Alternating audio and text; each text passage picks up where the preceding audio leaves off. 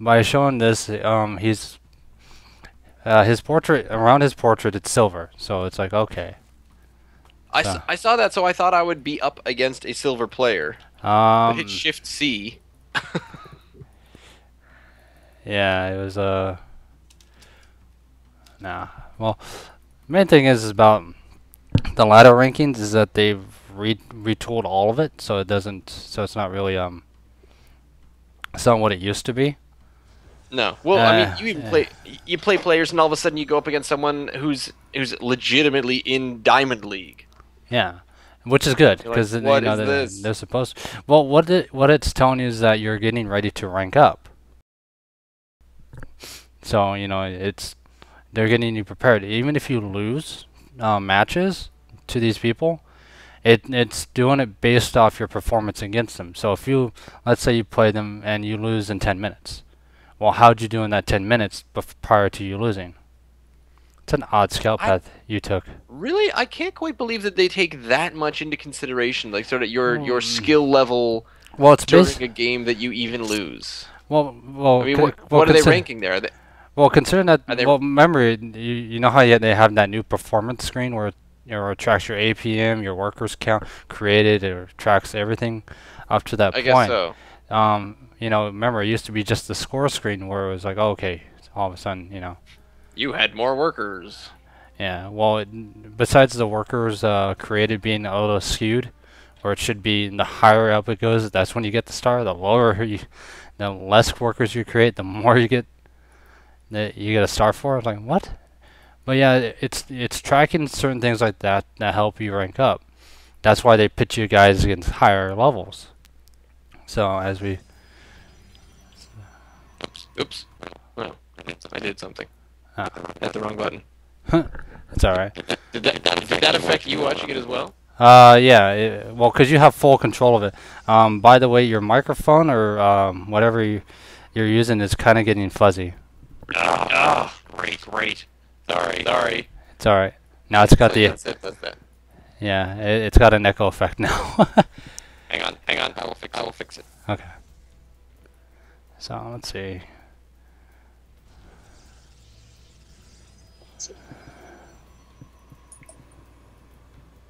And okay.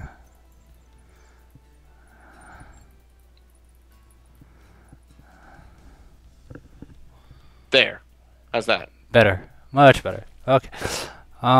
Let's see. So, yeah, they take a lot into consideration when you're getting leveled up because I pretty much bombed most of my platinum games, and it's not because the guys are better than me. It's just like because they've been putting me against diamond, and even though I've been losing, it's like they're still pitting me against diamond. And once in a while a masters, well, because that master's probably been dropped down so hard in their league, you know, they're doing that as well. Okay, so you're doing a one gate. It looks I was thinking about a 1 gate expand, but then I plopped down the cybercore. Cybercore because I think I Yeah. forgot what I was doing. I was planning on doing a 1 gate expand, especially because it's such an easily defendable expansion. Yeah. But eventually, it turned into sort of a late expand, but an attempted expand nonetheless. Yeah. Um, you can see a couple of things here. One, you try to keep your buildings more condensed in areas. That way, it gives you a little more space to kind of maneuver around them. Yeah. So let's say these two pylons here, like that's kind of situated in the middle. Notice how they kind of have that diagonal hook to them instead of them being kind of like centered next to each other. Oh, that was easily my. I think I placed it because I moved my camera up. I couldn't quite see it. I said, "Oh, just drop one there." But Yeah. yeah, Yeah, a lot of the times is when I play, and I'll show you one of my replays as well, is that I'll pop it behind the mineral line. Like that'll be my second pylon. I always pop it like instantly close to the mineral line. And I then usually try to do a second or a third round there. Yeah. yeah. So I see you doing one gate, robo, you got your expansion down, which is good. Again, well, that pylon's in a good spot. I'm not.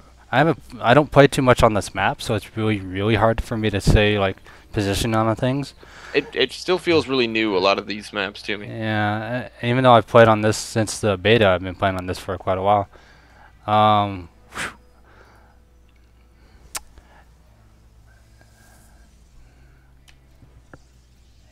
you're actually almost even on harvesters against your Zerg opponent, which is weird.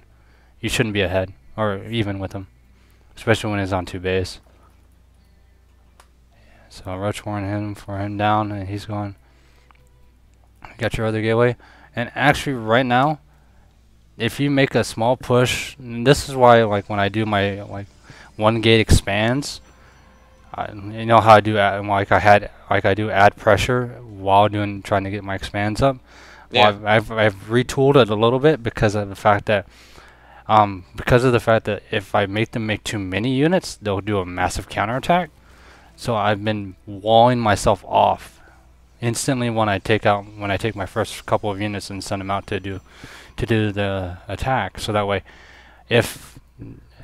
when they do counter, I'm not gonna get like screwed and like all of a sudden, okay, now I can't do anything. Changeling, it's funny. He kept hitting with me with changelings, and it was annoying.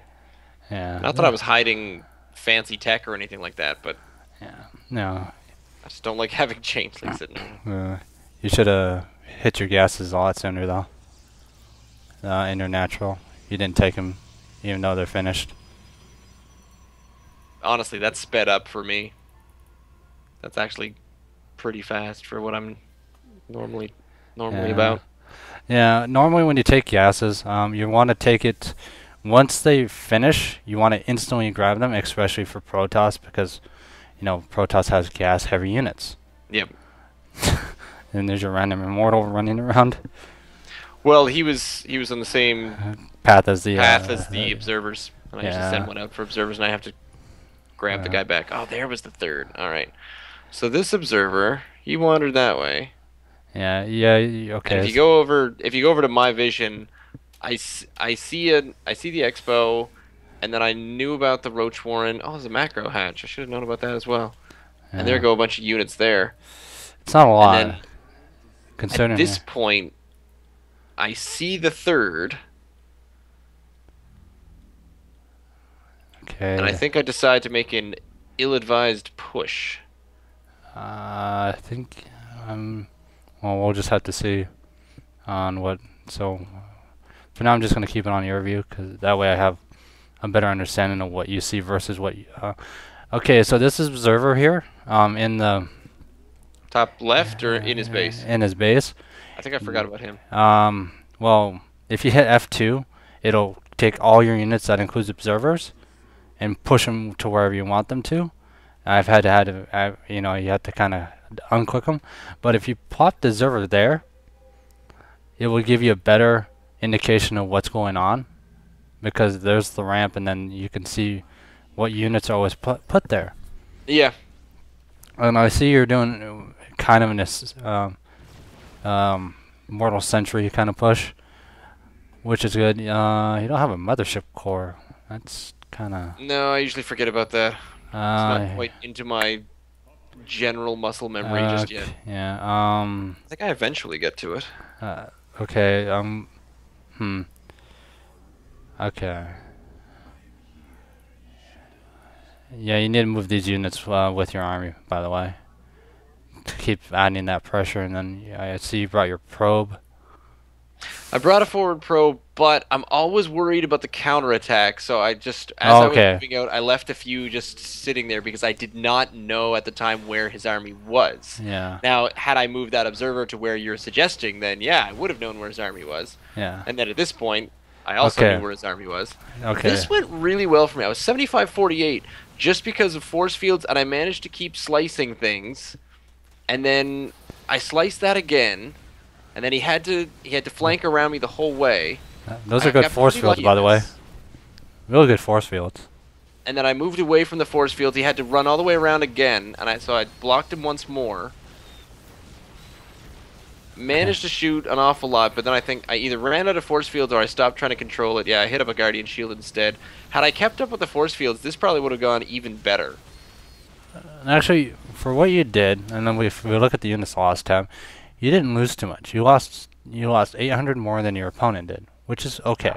It's I not. also didn't take out that hatch. That's the problem. You didn't take out the hatch. Now the big thing is that you're making him produce units that could be otherwise drones. So instead of him building, what was it, 7 drones, he built 14 lings, and here comes the counterattack. My Colossus is a little bit out of position. It's actually in a good position. It's not the greatest. You just need to move your other Could be a units little back. bit low. There we go. That's a bit better. You need to move your other units back. You also need a couple of sentries on your ramp too. Now, what did I warp in? Oh, I just warped in Zealots instead. Why did I do that? Push your. You need to push your Colossus back, by the way. Yep. Because they're focus firing that down, and that probably hurt you a lot, right there. Yeah. Had your Colossus been where the pylon is on hold position, you probably would have fared a lot better. How is my income almost? Well, my income's on par because I'm. Look at that, 1,800 minerals. Had I had that in that army, that would have made all the difference. You're actually hiring him in harvesters. That's okay. So this is a bad idea, just in general. You've got 1, 2, 3 different techs that you've thrown down in general, and a lot of those techs are gas intensive, and you need to stick to one set of tech. Yeah. You got your Stargate down. You got double Robo, which is it's either you can only do one off 2 bases. You can't go. You can go charge with Colossus, which is pretty good. You just don't have any anti-air. But I wouldn't recommend the Stargate because you already started with the Robo, and then all of a sudden and then you've got 2 robotics facilities now, which makes it even worse because now if you look at your gas income, it's really low. And I think this is why I decided to go. Did I already have charge at this point? No, I didn't. You don't. Yeah, I Am don't. I working on it? You I still sort of looked at it and tried to figure out what to do. And you're still 1-1 too. And you got +2 armor on the way. You got double forge. Yeah, your charge is on the way. You need the attack upgrade as well, or at least yeah. What normally happens is I start to have a good idea and then I just forget about it. So I think to myself, oh, he's going total roaches. He's going super roach ling. I should get void rays, and that'll just ruin him. And then I totally forget to make void rays eventually. Well, it's fine that you have the Stargate. Like, let's say about mid game or past mid game, like past the 21-minute mark, where you're starting to make units. Try to get the higher tech tier. By the way, your opponent's almost is now upgrading to 3/3, and he's got Hydras, which is a bad idea for him because you got Colossus. So if you stay with the Colossus build, just like this, and then now there's a swarm host. Yep. And your army is completely out of position.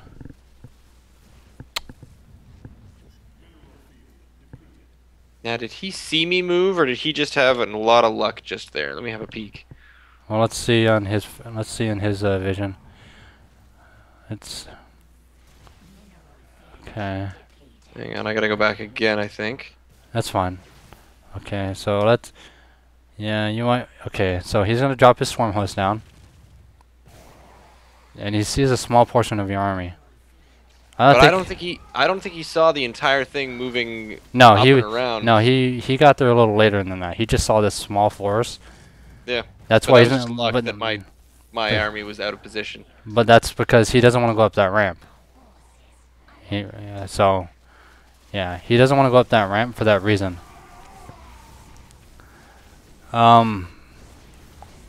My suggestion probably would have been, since well, let's put it on everyone's cam. Since you knew that he was attacking you, because now your whole army is in a weird position, and you got no observers to spot these swarm hosts, you should have recalled back to your Nexus, which would have at least give you this high ground advantage. Yeah. But it's just one of those things you didn't realize that. It's one of those things about the mothership core is that there's abilities on that core that you know you don't normally use all the time. That's the thing. Yeah, I'm still trying to warp my way into thinking like a Heart of the Swarm player. Yeah, it's one of those things. Like I'll build the mothership core once in a while, just like I need it, as I need it. But I use it more of a late game advantage. Otherwise, you did really well. I would have suggested you probably do some kind of pressure early game because of the fact that you left him totally unchecked, and you know you all you had was observers to kind of spot the army, Yeah. and also realizing that he was going. You didn't realize he was going swarm host because once you see the infestation pit, he's either gonna get swarm host or infestors, and then try to take the edge. Or Fast Hive, or yeah. Yeah, he had to go fast hive because he's got level 3 on the way for attack. So yeah, he's got 2/2. You're 2/1 with charge. Charge is actually useless against locusts since since you can't really attack locusts from there. So Yeah. What is useful if you think that there might be swarm hosts? Well, aside from observers, which is probably the best one. observers are good, and then on top of that, you want to get. We also want Colossus are good because you know they're doing as much damage as the swarm hosts are dealing. So you want that. You want to have that as well. So you're gonna have the same DPS as far as that, but you also have range, which locusts don't have. So so Colossus are good. On top of that, on top of the fact that he had one overseer. So let's say you built one void ray just to snipe overseers. It would have probably done. You know, it's one of those things that you see it at the like after you watch the game and you're like, oh, well that makes more sense. But as you continue through the game, as you're playing, it's like your mindset's not where it should be. So. It just feels frustrating at a lot of different times. Yeah. So. No, I totally agree with the swarm host thing because they're really hard to counter when not every Zerg uses them. And that's the thing, not every Zerg uses them, and that's what's really. Yeah, it's fractured the game so much that people don't all just go with one thing. Yeah, like it's Roach Hydra is now a big deal because Hydras have speed, but they're still Hydras. So, and then you know, what is it? Mutas have regen, which makes them a little more stronger, faster regen. And then Terran has all sorts of things. Widow Mines and Hellbats. And then Ravens coming out are now almost, as long as you research what